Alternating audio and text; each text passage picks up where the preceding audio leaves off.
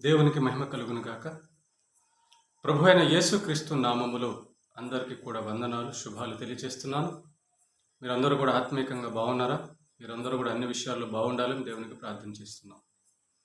ప్రేమన దేవుని బిడ్డలారా, పరిశుద్ధ గ్రంథంలోంచి ఒక వచనాన్ని చదువుకొని ఆలోచన చేద్దాం. సామెతల గ్రంథము 27వ అధ్యాయము 2వ వచనం. సామెతల గ్రంథము 27వ అధ్యాయము 2వ వచనం. నీ నోరు కాదు అన్యుడే, నీ పెదవులు కాదు పరులే నిన్ను పొగడదగును. ప్రేమల దేవుని బిడ్డలారా, చదవబడిన యొక్క లేఖన భాగాన్ని మనం ఆలోచిస్తే దేవుడు అంటున్నాడు, దేవుడు రాయిచ్చాడు,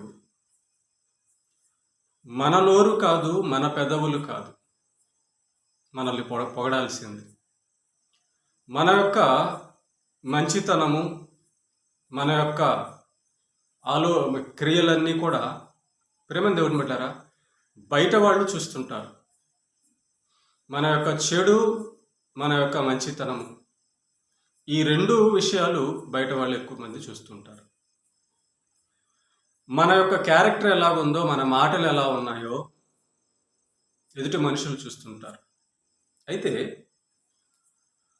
ఆత్మ సంబంధమైన విషయాలు, నీతిగా భక్తిగా బ్రతుకుతూ నడిచే వారి జీవితాల్లో ఇవి వేరేగా ఉంటాయి.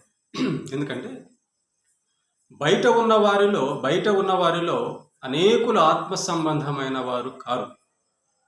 కనుక ఒక దైవభక్తుణ్ణి, దేవుణ్ణి ఎరగనటువంటి భక్తిహీనుడు పొరపాటుగా కూడా అర్థం చేసుకోవచ్చు.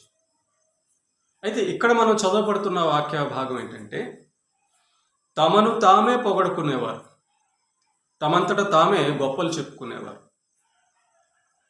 వాళ్ళ విషయంలో దేవుడు ఏం చెప్తున్నాడంటే, ఎవరికి వారే పొగుడుకోకూడదు, ఎవరికి వారే గొప్పలు చెప్పుకోకూడదు. మనంతట మనం గొప్పలు చెప్పుకుంటున్నాము అంటే అది తప్పు. మనంతట మనం పొగుడుకుంటున్నాము అంటే అది గర్వం. దేవుడే గొప్పవాడు, దేవుడి కంటే గొప్పవాడు ఎవరు లేరు. దేవుడే అన్ని విషయాల్లో కూడా పొగడదగినవాడు, స్తుతింపదగినవాడు. కనుక మన స్థితి దేవుని చిత్తమాన్ని బట్టి, దేవుని మాటను బట్టి, తగ్గింపును బట్టి ఉండాలి.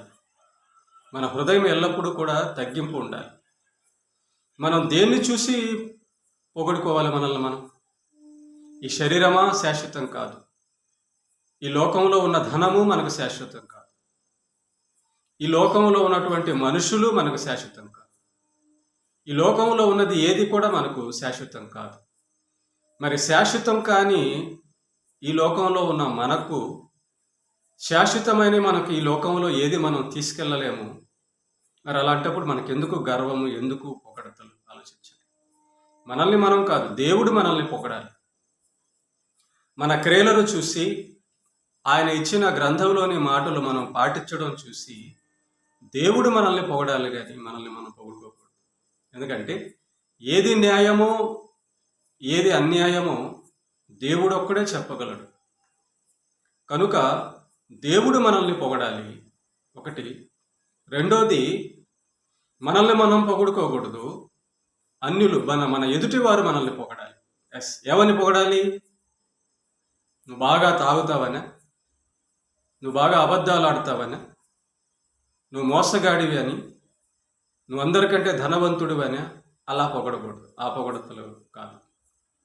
మంచివాడవు, యథార్థవంతుడవు, నువ్వు ఎవరికి అన్యాయం చేయవు, నువ్వు ప్రేమ కలిగిన వాడవు, నువ్వు నిజంగా దైవభక్తుడవు, నువ్వు నిజంగా క్రైస్తవుడు, క్రీస్తు నీ లోపల ఉన్నాడు అని ఎరిగిన వారే ఆ మాటలు చెప్పగలరు. కాబట్టి ఎదుటివారు మనల్ని పొగడాలి తప్ప మనల్ని మనం పొగుడుకోవడం అనేది అది కరెక్ట్ కాదు. దేవుడు మనకేమి ఇచ్చాడో అంతలోనే తగ్గి ఉండాలి. తను తాను తగ్గించుకునేవాడు హెచ్చింపబడును, తను తాను హెచ్చించుకునేవాడు తగ్గింపబడును అని చెప్పి వాక్యం దేవుడు సెలవిస్తున్నాడు. కనుక ప్రేమను దేవుని బిడ్డలారా, మనల్ని మనం పొగుడుకోవడం అనేది అది తప్పు. మనల్ని మనం పొగుడుకోవడం అనేది అది గర్వం. మనల్ని మనం చూసుకొని మనకేదో ఉందని, ఏదో గొప్పవారం అని ఎప్పుడు కూడా అనుకోకూడదు. దేవుడు మనకిస్తేనే, ఆయన దయ, ఆయన కనికరం వల్లనే మనకు జరుగుతుంది తప్ప మన సొంత జ్ఞానము, తెలివి కాదు. కనుక మనల్ని మనం పొగుడుకోవడం వలన నష్టమే తప్ప లాభమేం లేదు. దేవుడు మనల్ని పొగిడితే లాభం ఉంది, ప్రయోజనం ఉంది. ఎదుటివారు మనల్ని మంచివాళ్ళు అంటే దానికి ప్రయోజనం ఉంది, కానీ మనల్ని మనం సొంత డబ్బా కొట్టుకోవడం అనేది అది మంచిది కాదు. మనం దేవుడి వాక్య ప్రకారం నడుస్తూ ఉంటే ఆటోమేటిక్గా దేవుడి దృష్టిలో మనం గొప్పవారుగా ఉంటాము.